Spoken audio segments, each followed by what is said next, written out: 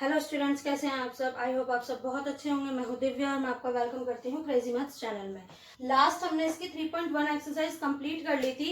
अब हमें 3.2 एक्सरसाइज करनी है, बट उससे पहले हम कुछ चीजें जान लेते हैं जो हमारी 3.2 में यूज होंगी।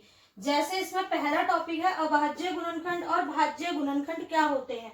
अभाज्य गुणनखंड, प्राइम नंबर्स। अभाज्य गुणनखंड का मतलब है वह संख्याएं, वह नंबर्स जो किसी से भी भाग नहीं होते। अभाज्य गुणनखंड प्राइम नंबर्स वो होते हैं जो संख्याएं किसी अन्य संख्या से भाग नहीं होती। वहीं भाज्य गुणनखंड मतलब भाग होना, कंपोजिट नंबर्स। भाज्य गुणनखंड का मतलब है ऐसी संख्याएं जो अपने अलावा किसी अन्य संख्या से भी भाग हो जाती है। भाज्य गुणनखंड जो संख्याएं किसी अन्य संख्या से भाग हो जाती है। जैसे ऐसे कौन से नंबर्स हैं जो अभाज्य गुणनखंड है? 1, 2, 3, 5, 7, इसी तरह से। और ऐसे कौन सी संख्याएं हैं जो भाज्य गुणनखंड है?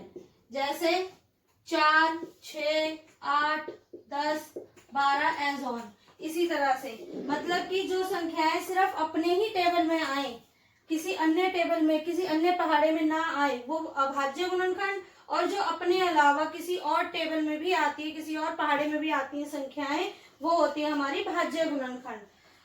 ठीक है, इनका गुणनखंड एक और स्वयं वह संख्या ही होती है।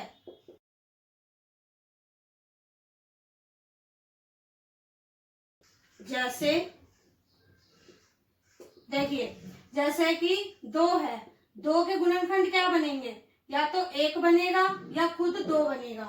जैसे 7 है, 7 के गुणनखंड 1 या फिर खुद 7।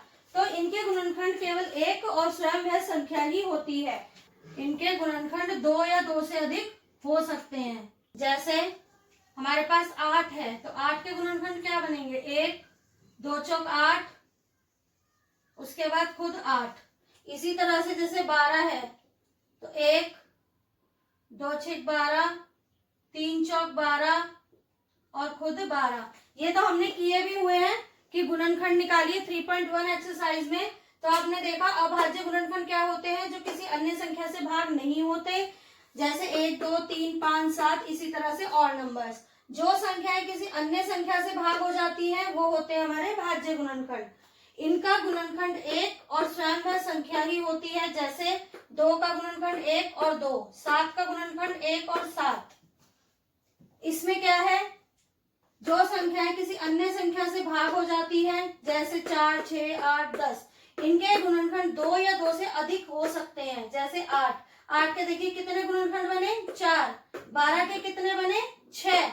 इसी तरह से तो दोनों में अंतर आपको समझ में आ गया होगा कि अभाज्य और भाज्य गुणनखंड क्या होते हैं। जो संख्याएं 2 से भाग होती हैं वे सम संख्या कहलाती है। जैसे 2, 4, 6, 8, 0। और हमेशा आप एक बात याद रखिएगा, जब भी कितनी ही बड़ी संख्या क्यों ना हो, अगर उसके लास्ट का डिजिट, वंस का डिजिट या इकाई की संख्या अगर 2, 4, 6, 8 और 0 है, तो वह हमेशा सम संख्या ही कहलाएगी। जैसे ये नंबर है, हमें कैसे पता चलेगा कि ये सम है या विषम? हम इसका इकाई का अंक देखेंगे, क्या है? 8।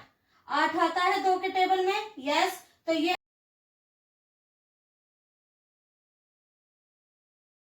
हमारी सम संख्या है। इस तरह से हमें पता चलता है कि हमारी सम संख्याएं कौन सी हैं। अब आते हैं विषम संख्या पर। वह संख्याएं जो 2 से भाग नहीं होती। जैसे 1, 3, 5, 7। जैसे 1, 3, 5, 7, 9, ये संख्याएं हमारी 2 से भाग नहीं होती। या हम कहें इन 5 अंकों के अलावा यदि इकाई का अंक कोई और आता है तो वह संख्या हमारी विषम संख्या कहलाएगी।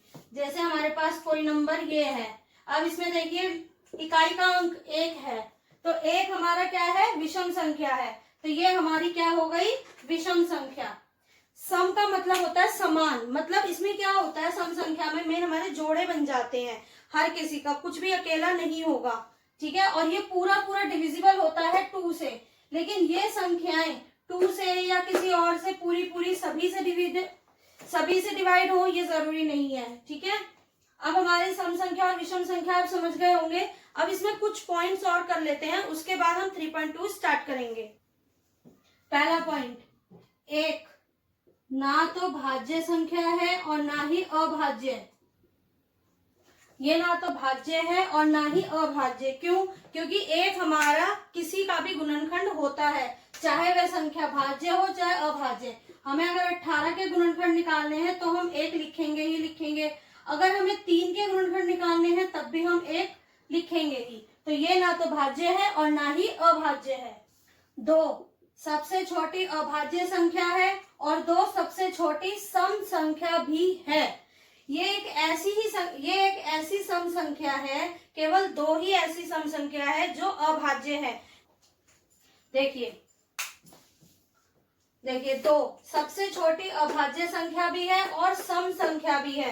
केवल 2 ही ऐसी सम संख्या है जो अभाज्य होती है, नहीं तो सारी सम संख्याएं, 2 के अलावा सारी सम संख्याएं हमारी भाज्य संख्याएं होती हैं, अभाज्य नहीं।